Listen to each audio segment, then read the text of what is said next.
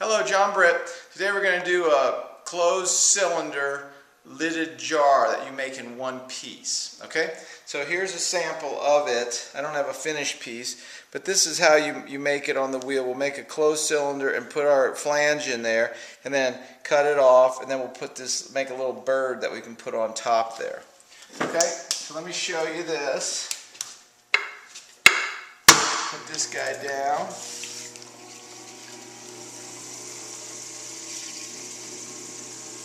Okay, so you just figure out what your diameter is going to be. Then you're going to open up a little. And usually, I would measure this with a needle. See how deep it is. I got about a 1/2 inch or 3/8, and that's so you can put a foot in. Flatten that out a little. Okay, so now we're going to. One thing about this is you want straight sides, but you want your top to come in, so you want to keep coming in with it. If it ever starts getting out of control, just collar in so you can keep it the way you want it to be. After you make a bunch, you'll get the hang of it. So we for sure want that to be straight. And then we want this to come in some.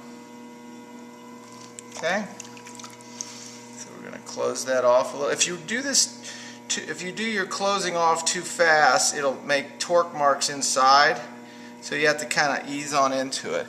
Now at this point, I might, hold a rib here to make sure that I was reasonably squared up. The reason you do that is because the flange won't fit if you don't have it. If you have it angling. So we're going to close this off now right about here. As I said before, I will often cut this off a little to help me bring it in, and then I'll use this wooden tool this time to do this. Just close that off.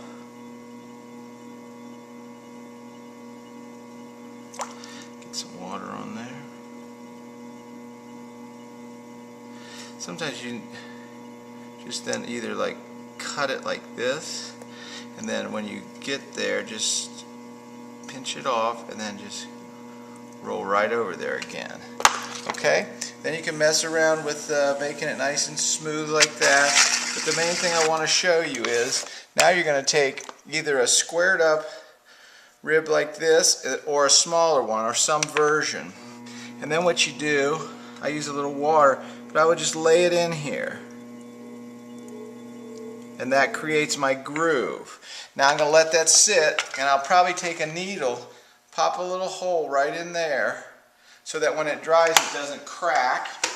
Then I'm going to take my piece that I have already made. I'm going to show you what your next step is.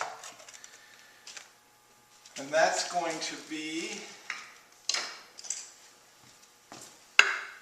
I'm going to come in here. I'm going to angle this needle tool right in here at that corner edge. Just angle that and slowly let it go. And there you go. Now what you'll do is since this is still on the wheel, it makes it really easy. You just kind of clean that up a little. Usually what you can do is just lay this right in there and clean up your edges.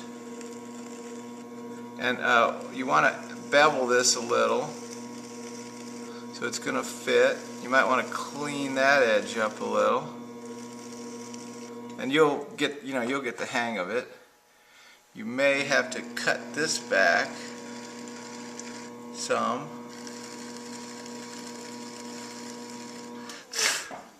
And then you'll see if it fits in there. And there you go. And then when you're done, you can come in across that and clean that up real nice. Okay?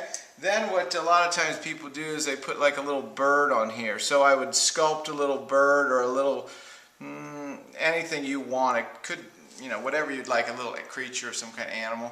And then just hook it on there, and then you've got your lidded jar. One piece. All right, thank you. Make about 25 of those, and we'll see you tomorrow.